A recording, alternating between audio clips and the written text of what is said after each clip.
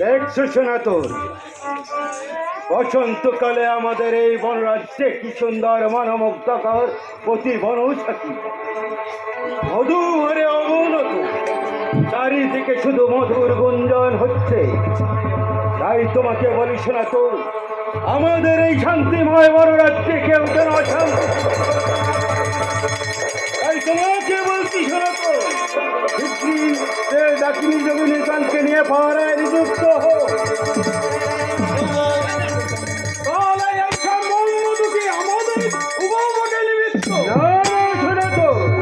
শুধু আমাদের উপভোগে নিমিত্ত তাই মনে করো না।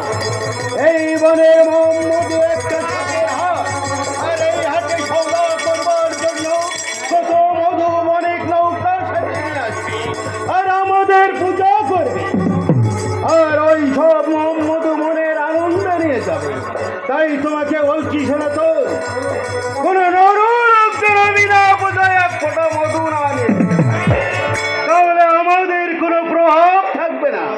মহারাজ, যেখানে অর্থ সম্পদ থাকে সেখানে তস্করও থাকে। যদি কোনো তস্করকে ধরতে পারো তাহলে আমার কাছে নিয়ে আসবে, আমি তাকে রীতিমতো শাস্তি বিধান করব। তুমি যাও সনাতন, ডাকিনী যোগিনীগণকে নিয়ে পাহারায় নিযুক্ত। কোথায় ডাকিনী যোগিনীগণ? আমার কার্যে হও নিযুক্ত।